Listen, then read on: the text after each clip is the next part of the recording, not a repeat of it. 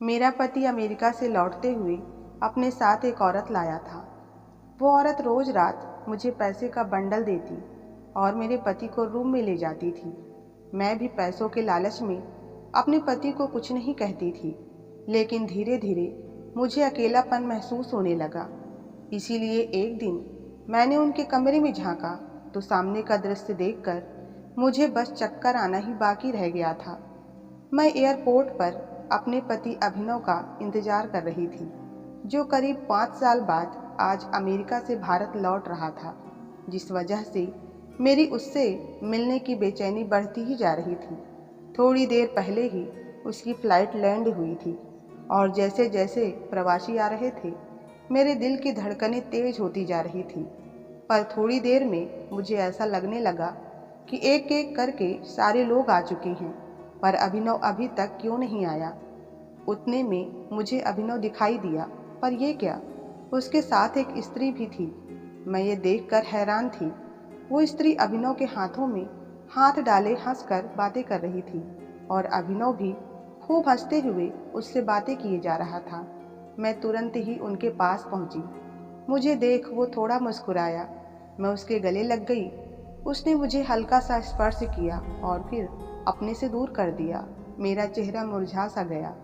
फिर अभिनव उस औरत की पहचान कराते हुए बोला कि ये काम्या है, इसी की कंपनी में मैं जॉब करता हूँ।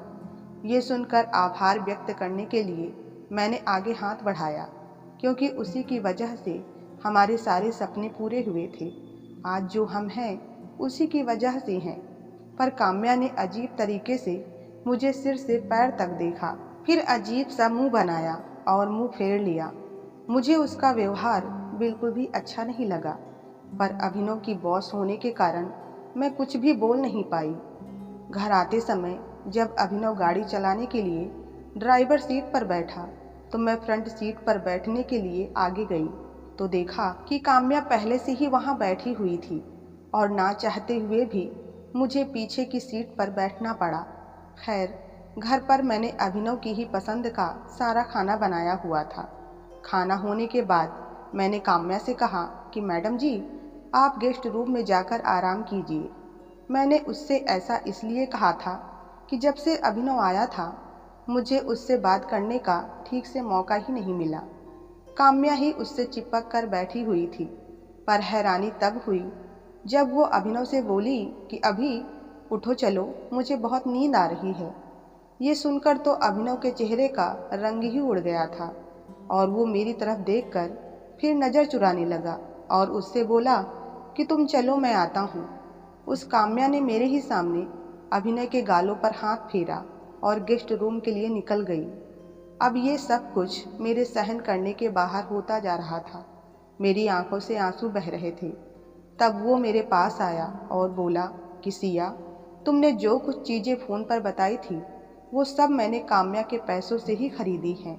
और हाँ, ये घर, फर्नीचर, ये सारा ऐशो आराम सब कुछ काम्या के कृपा के कारण ही हुआ है। इसलिए इन सब की कुछ तो कीमत मुझे चुकानी ही पड़ेगी। और ये बैग, इसमें जो कुछ चीज़ें हैं सब तुम्हारे लिए ही तो हैं, देख लेना। इतना कहकर अभिनव भी गेस्ट रूम में चला गया और मैं बस हैरान होकर ये सब देखती ही रह गई। मेरे तो सिर पर मानो आसमान ही गिर गया हो। मैं वहीं सोफे पर बैठी की बैठी ही रह गई और मुझे वो दिन याद आने लगे जब मेरी और अभिनव की शादी हुई थी। मैं दुल्हन बन अभिनव का इंतजार कर रही थी। छोटे से घर में मेरा सारा सामान बड़ी ही मुश्किल से बैठ पाया। उस छोटे से कमरे की गर्मी को वो पंखा दूर नहीं कर पा रहा था। जब अभिनव कमरे में आया तो शर्माने की बजाय मेरे पास बहुत सारी शिकायतें थी अभिनव के लिए। अभिनव, एसी तो लगवा ही लेना था ना, इतनी गर्मी में मुझसे इस छोटे से कमरे में नहीं बैठा जा रहा है। और इतना कहकर मैं खड़ी हो गई। अभिनव बिना कुछ कहे कपड़े बदलने चला गया। मैंने तब ये तक नहीं सोचा था कि अभिनव को मुझसे कुछ कहना होगा या फिर उसे मुझे ऐसे दुल्हन के जोड़े में देखकर कैसा महसूस हो रहा होगा, ये बताना होगा। पर उस समय मैं बस अपने ही बारे में सोचे जा रही थी। अपनी पसंद से शादी करने का फैसला अब मुझ पर ही गुस्सा दिला रहा था। जैसे जैसे दिन बीत रहे थे, मेरी शिकायतें बढ़ती ही जा रही थी। अभिनव के छोटे से घर में, उसके छोटे से कमरे में, किचन में मेरा दम घुट रहा था। मैंने अभिनव से कहा कि तुम अपने ऑफिस में अपने बॉस से बात करो और कहो कि मुझे ओवर टाइम चाहिए। मुझे ये सब अब सच में सहन नहीं हो रहा है। अगर ज़्यादा दिन मैं यहाँ रही तो पागल हो जाऊँगी। हाँ सिया, मैंने बॉस से बात की है और वे मान भी गए हैं। कुछ एडवांस भी ले लूँगा, पर अगर घर का खर्च भी एक बगल में रखता हूँ तो भी तुम्हारे लिए सिर्फ कूलर ही ला पाऊँगा। एसी के लिए तुम्हें थोड़े दिन इंतज़ार करना पड़ेगा। अभिनव मुझे बड़े ही प्यार से मेरा हाथ पकड़कर मुझे समझाए जा रहा था, पर मैंने गुस्से से उसका हाथ झटका और कहा कि मुझे कुछ नहीं पता, तुम कहाँ से और कैसे इंतजाम करोगे ये तुम जानो, पर मुझे ऐसे फ़ैन और कूलर की आदत नहीं है। मैं भी शादी से पहले ऑफिस में काम करती थी। मैं एक अमीर परिवार से ताल्लुक़ रखती थी। मुझे किसी चीज़ की कोई कमी नहीं थी। उसी दौरान मैं अभिनव के पर्सनालिटी और सुंदरता के कारण मैं उसके प्यार में पड़ गई। मैं उसके प्यार में इतनी पागल हो गई थी कि किसी भी हाल में मुझे अभिनव को पाना था, और मैंने वहीं ऑफिस में अभिनव को प्रपोज कर दिया। वो काफ़ी देर तक चुप रहा और फिर बोला कि सिया, आज तक हमारी सिर्फ दोस्ती ही थी, लेकिन आज जब तुम्हें मुझसे शादी करनी है तो तुम्हें मेरे बारे में सब कुछ पता होना चाहिए। मेरे माता पिता नहीं हैं और इस शहर में मेरा एक खुद का फ्लैट है, पर वो बहुत छोटा है। मेरी तनख्वाह भी तुम्हें पता है। मैं तुम्हें वो ऐसो आराम नहीं दे सकता जो तुम्हें तुम्हारे पापा के यहाँ मिल रहे हैं। मैं तुम्हें सुखी तो रख सकता हूँ, पर अमीरों वाली ज़िंदगी नहीं दे सकता। उस समय मैंने उसकी बातों पर गौर नहीं किया, क्योंकि मुझे बस अभिनव को पाना था। इसलिए मैंने उससे कहा कि मैं सिर्फ तुमसे प्यार करती हूँ, तुम्हारे पैसों से नहीं। मैं सब कुछ मैनेज कर लूँगी। अभिनव जब मेरे मम्मी पापा से बात करने के लिए आया, तब मेरे मम्मी पापा ने मुझे बहुत समझाने की कोशिश की कि लड़का बहुत गरीब है, उसका घर भी बहुत छोटा है और तुम ऐसे माहौल में नहीं रह पाओगी, और अगर फिर भी तुम नहीं मानी तो हमारी तरफ से तुम्हें कोई मदद नहीं मिलेगी और हमसे कोई उम्मीद भी मत रखना। पापा, मुझे और कुछ नहीं पता, मुझे बस अभिनव से शादी करनी है, बाकी का मैं सब कुछ देख लूँगी। पापा कहने लगे कि अभी तुम्हारे सिर पर अभिनव के प्यार का भूत सवार है। जब ये भूत उतर जाएगा तब तुम्हें समझ आएगा कि गरीबी क्या होती है और एक एक रुपए के लिए कैसे मेहनत करनी पड़ती है। उस समय तो मैंने अपने मम्मी पापा की बात नहीं मानी और सारे ऐशो आराम को लात मारकर अभिनव से शादी कर ली, पर आज मुझे उसी बात का पछतावा हो रहा था। 1 महीना मैंने बड़ी मुश्किल से निकाला। अभिनव मेरे लिए कूलर ले आया, पर मैं एसी की ही राह देख रही थी। और सबसे बड़ा धक्का मुझे तब लगा जब मैं शादी के 2 महीने बाद ही प्रेग्नेंट हो गई थी। अभिनव तो बहुत खुश था, पर मेरा तो रो रो कर बुरा हाल था। मैं तो अभी तक हनीमून तक के लिए नहीं गई थी, और अगर ये बच्चा इस दुनिया में आया तो घर में आने वाला सारा पैसा इसी में लग जाता, और ये मुझे मंजूर नहीं था। एक दिन मैंने अभिनव से कहा कि मुझे अभी ये बच्चा नहीं चाहिए।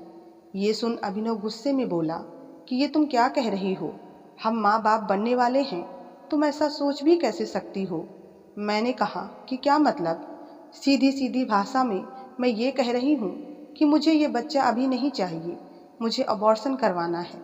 मैं इस माहौल में अपने बच्चे को जन्म नहीं दे सकती। अरे सिया, जब बच्चा इस दुनिया में आता है तो वो अपनी किस्मत खुद लेकर आता है, और मैं तुम्हें अबॉर्शन की इजाज़त नहीं दे सकता। शायद पहली बार वो मुझसे इतने गुस्से में बोला होगा। फिर मैंने भी हंसकर कहा कि तुमसे इजाज़त मांग ही कौन रहा है, मैं कल ही इससे छुटकारा पा लूँगी। तुम पहले अपने बच्चे को संभाल पाओ, इतने काबिल तो हो जाओ। 2 महीने में तुम मुझे एसी नहीं दिलवा पाए तो बच्चे को क्या खाक संभालोगे। मेरी बातें सुनकर अभिनव हैरान हो गया था और फिर कहने लगा कि मैंने तुम्हें पहले ही अपनी परिस्थिति के बारे में बता दिया था। हाँ, तुमने बताया था, पर उस समय मेरे सिर पर तुम्हारे प्यार का भूत जो सवार था, मेरी मति मारी गई थी। जो मैंने तुम जैसे भिखारी से शादी की, मैं तुम्हारे साथ रह रही हूँ, यही काफ़ी है। मैं ऐसे माहौल में अपने बच्चे को नहीं पाल सकती। तुम पहले मेहनत करो, खूब पैसा कमाओ, आलीशान एक घर खरीदो जिसमें ऐशो आराम की सारी सुख सुविधाएं हो, और फिर मुझसे बच्चे की डिमांड करना। सिया, अब तो मैं ओवर टाइम भी करने लगा हूँ। इससे ज़्यादा और क्या करूँ? क्या 24 घंटे काम ही करता रहूँ, एक मशीन की तरह? हाँ, बिल्कुल एक मशीन की तरह। मुझे एसी चाहिए, एक बड़ा घर चाहिए, लग्जरी लाइफ चाहिए जिसकी मुझे आदत है। और प्यार के अलावा तुमने मुझे और दिया ही क्या है? कहीं आज तक बाहर खाने तक के लिए नहीं ले गए। हनीमून तो बहुत दूर की बात है। तुम्हारे कारण मैंने अपनी फ्रेंड सर्कल तक में आना जाना बंद कर दिया है, क्योंकि तुम्हारी इस गरीबी की मुझे शर्म आती है। मेरे घर वाले तक को इस माचिस की डिब्बी में आने में शर्म आती है। बोलो ना, क्या मिला है मुझे तुमसे शादी करके? मैं फूट फूट कर रो रही थी, और आज जो कुछ मेरे मन में था वो सब कुछ कह डाला था। पर अभिनव एकदम चुपचाप खड़ा था। वो बिना कुछ बोले कमरे से बाहर चला गया। सुबह जब मेरी आंख खुली तो अभिनव घर में नहीं था। पूरा दिन वो घर नहीं आया। रात में जब वो घर आया तो मेरे लिए एक खुशखबरी लेकर आया, जिससे मेरी खुशी का कोई ठिकाना ही नहीं था। कहने लगा, मेरा एक दोस्त अमेरिका में रहता है और मुझे भी वहीं बुला रहा है, लेकिन अगर मैं अमेरिका गया तो 5 साल तक लौट नहीं पाऊंगा। लेकिन मैं इतने पैसे कमाऊंगा कि तुम्हारी सारी इच्छाएं पूरी हो जाएंगी।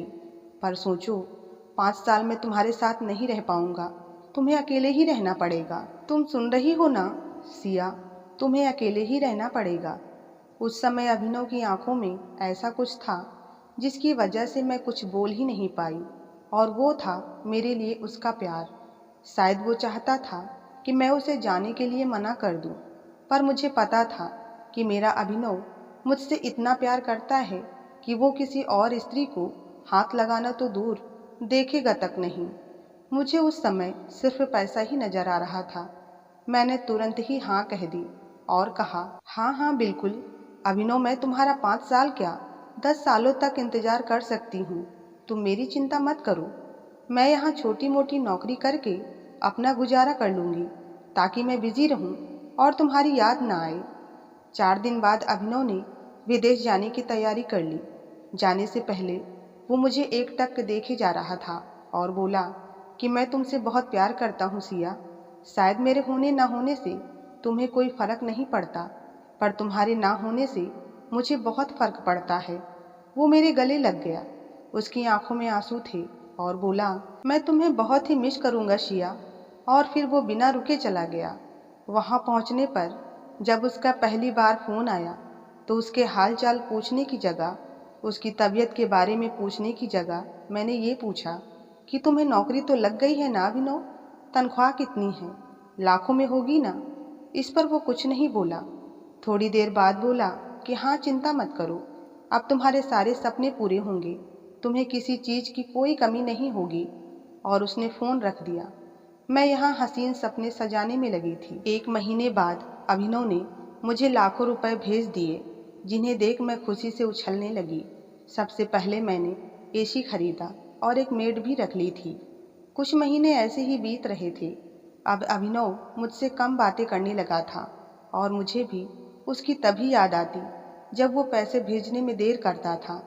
अब तक 2 साल बीत गए थे, और इन सालों में मैंने अपनी ज़िंदगी पूरी तरह से बदल दी थी। मैंने एक अच्छे इलाके में 3 BHK का फ्लैट खरीद लिया था, और अब मैंने अपने घर को अपने तरीके से सजा लिया, जहाँ सारी सुख सुविधाएं थी। धीरे धीरे अब अभिनव को 3 साल से ज़्यादा का वक्त हो गया था, और अब मुझे उसकी कमी खलने लगी थी। अगर अभिनव मेरे पास होता और मैंने अबॉर्शन नहीं करवाया होता, तो आज मेरा बच्चा और मेरा पति दोनों मेरे पास होते, और आज ये अकेलापन मुझे महसूस ना हुआ होता। इन 5 सालों में अभिनव एक बार भी घर नहीं आया। मैं फ़ोन करती तो या तो वो मेरा फ़ोन काट देता, या फिर मुश्किल से 2-4 मिनट ही बात करता। ये घर अब मुझे खाने लगा था। मुझे अब अभिनव की याद आने लगी थी। एक दिन मैंने उससे पूछ ही लिया कि यहाँ कब आओगे, तुम मुझे कब मिलने वाले हो? अभी बोला, अगर मैं वहाँ आ गया तो बहुत बड़ा नुकसान हो जाएगा। अब मुझे ये घर बड़ा चुभने सा लगा है। घर से बाहर निकलने के लिए भी बड़ा अजीब लगने लगा था। एक रात घर में चोर घुस आए। तब मैं और मेरी मेड ही घर पर थे। मैंने अभिनव को फ़ोन किया, पर उसने मेरा फ़ोन नहीं उठाया। फिर मैंने उसे मैसेज भेजा। वो चोर घर की कीमती चीज़ें चुरा रहे थे और मैं बेड के नीचे छुपे हुए भगवान से प्रार्थना कर रही थी कि बस ये यहाँ से चले जाएं और मेरी इज्जत बच जाए। थोड़ी देर बाद पुलिस की गाड़ी की आवाज़ आई और वो आवाज़ सुनकर चोर वहाँ से भाग गए। मैंने जब फ़ोन देखा तो पता चला कि अभिनव ने वो मैसेज देखा और उसी ने अपने दोस्त को फ़ोन करके पुलिस को बुलवाया होगा। इसके बाद मेरा यहाँ रहना अब थोड़ा मुश्किल ही हो रहा था, कारण पति चाहे जैसा भी हो, वो पत्नी के पास हो तो पत्नी की इज्जत सुरक्षित रहती है। मैंने अभिनव को अपनी कसम देकर वापस बुलवाया था और वो मान भी गया था, पर वो वापस तो आया, पर इस औरत के साथ। पुरानी यादों को याद कर मेरी आंखों से आंसू बह रहे थे। अभिनव और वो औरत दरवाज़ा बंद करके अंदर थे। भारी मन से मैं अपने कमरे में आ गई और सोचते सोचते कब मेरी आंख लग गई पता ही नहीं चला। दूसरे दिन आंख खुली और फ्रेश होकर मैं किचन में गई और सोचा कि आज अभिनव के पसंद का नाश्ता बनाऊंगी, पर मुझसे पहले वो काम्या ही किचन में पहुंच गई थी। वो अमेरिकन होने के बावजूद भी उसने अभिनव की मनपसंद डिश सजाकर रखी थी। नाश्ते की टेबल पर पहुंची तो अभिनव के बगल बैठकर वो नाश्ता कर रही थी। कभी वो कौर खिलाती तो कभी उससे कुछ कहती, तब दोनों खिलखिलाकर हंस पड़ते। मुझसे ये सब बर्दाश्त नहीं हुआ और मैं अपने कमरे में आकर रोने लगी। मेरा दिल पूरी तरीके से टूट गया था। शायद मैं उससे जलने लगी थी। थोड़ी देर बाद अभिनव मेरे कमरे में आया। मुझे रोते देख बोला कि क्या हुआ सिया, क्यों रो रही हो? मैंने सिर्फ उसकी तरफ देखा और कुछ नहीं कहा। उसने मुझे गले तक नहीं लगाया, बस मेरे कंधे पर हाथ रखा और कहा कि वो मेरी बॉस है, वो जो कुछ कहेगी मुझे सुनना पड़ेगा, क्योंकि वो मुझे लाखों रुपए देती है, महंगे गिफ्ट देती है, जिस वजह से तुम ऐसो आराम की ज़िंदगी जी रही हो। और तुम भी तो यही सब कुछ चाहती थी ना, तुम्हें तो और ज़्यादा खुश होना चाहिए। थोड़ी देर बाद मैंने कहा कि अभिनव, पत्नी हूँ मैं तुम्हारी। पूरे 5 साल बाद तुम मेरे पास आए हो। मुझे तुमसे बहुत सारी बातें करनी है, मुझे कुछ बताना है, कुछ पूछना है। मुझे कुछ नहीं पता। आज तुम मेरे कमरे में मेरे साथ सोओगी। मैंने बहुत ही कड़क शब्दों में कहा। अभिनव ने एक गहरी सांस ली। पूरे दिन काम्या अभिनव के साथ ही थी। दोनों फिर घूमने भी गए और लौटते समय मेरे लिए एक सोने का हार लाए। उस हार की कीमत करीब 10 से 12 लाख रुपए होगी। मेरी तो आंखें बस देखती ही रह गई उस हार को।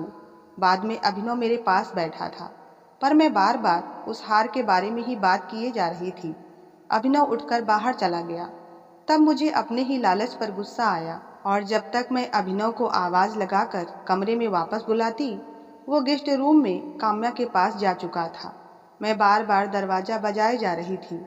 थोड़ी देर बाद अभिनव की जगह काम्या ने दरवाज़ा खोला और एक नोटों का बंडल मेरे हाथ में रखा और कहा कि अब हमें डिस्टर्ब मत करना, और मेरे मुंह पर दरवाज़ा बंद कर दिया। उन पैसों को देखकर मैं सब कुछ भूल गई थी। एक हफ्ता बड़ी मुश्किल से बीता। इतने समय में मैं बस 2-3 घंटे ही अभिनव के साथ बिता पाई थी। मैं जब भी अभिनव के पास जाने की कोशिश करती, वो हमारे बीच आ जाती। मैं तरस गई थी अभिनव के लिए। वो रोज़ मेरे हाथ में 1 लाख रुपए रख देती और मैं चुप हो जाती। लेकिन आज तो मेरे पैरों तले ज़मीन ही खिसक गई जब अभिनव ने ये कहा कि वो आज रात ही अमेरिका लौट रहे हैं और शायद अब वो वापस कभी नहीं आएगा। लेकिन हाँ, तुम चिंता मत करो, मैं तुम्हें पैसे भेजता रहूँगा। ये सुनकर तो मैं सुन्न रह गई। मेरा पूरा शरीर कांपने लगा। मैंने कहा कि अभिनव, तुम पति हो मेरे। ये 5 साल मैंने कैसे गुजारे हैं बस मैं ही जानती हूँ। एक इंसान लग्जरी लाइफ के बिना रह सकता है, पर जीवन साथी के बिना नहीं। तुम ये काम्या की नौकरी छोड़ दो, हम यही कोई छोटी मोटी नौकरी देख लेंगे। अभिनव गर्दन नीचे किए खड़ा था और हाथ छुड़ाते हुए बोला, इन सब के लिए बहुत देर हो गई है सिया। ये सब तुम्हें तब समझना चाहिए था जब मैं 5 साल पहले तुमसे रोते रोते दूर हो रहा था। सभी को मेरा दुख नजर आ रहा था, सिवाय तुम्हारे। अमेरिका पहुंचने पर काम्या मैडम ने ही मुझे सारा काम सिखाया और मेरी हालत को समझा। वो भी मेरी तरह ही इंसानों से धोखा खाए हुए थी। तुम्हें पैसा, ऐसो आराम चाहिए था ना, बस इन्हीं सब के लिए मुझे ये सब करना पड़ा। उन्होंने मुझे तब सहारा दिया जब मुझे सबसे ज़्यादा सहारे की ज़रूरत थी, और तुम्हें मेरी ज़रूरत थी ही कहाँ सिया। तुमने मुझे खोकर सब कुछ पा लिया। अभिनव के चेहरे पर हंसी थी और आंखों में आंसू। तभी ऊपर से काम्या नीचे आई। उसके हाथ में उसका और अभिनव का बैग था। उसने अजीब सी नज़रों से मेरी तरफ देखा और अभिनव का हाथ पकड़कर आगे निकल गई। मेरी आंखों के सामने वही 5 साल पहले का मंजर याद आ गया, जब अभिनव ऐसे ही अपने दुख, अपने आंसुओं को अपनी हंसी के पीछे दबाए चला गया, और मैं लग्जरी लाइफ की खातिर एक बेशकीमती हीरा खो बैठी थी। कभी कभी इंसान को अपने पास होने वाला सुख नजर ही नहीं आता, और जो सुख अपने पास नहीं है उसकी जिद कर बैठता है। इसलिए जो अपने पास नहीं है उसे पाने से अच्छा है जो अपने पास है उसकी कीमत करें, अपने पास के व्यक्तियों की कीमत करें, उनकी इज्जत करें। जीवन में सबको सब कुछ नहीं मिलता। तो दोस्तों, आपको ये कहानी कैसी लगी कृपया कमेंट में ज़रूर बताएं, और कहानी पसंद आई हो तो वीडियो को लाइक और चैनल को सब्सक्राइब करना ना भूलें।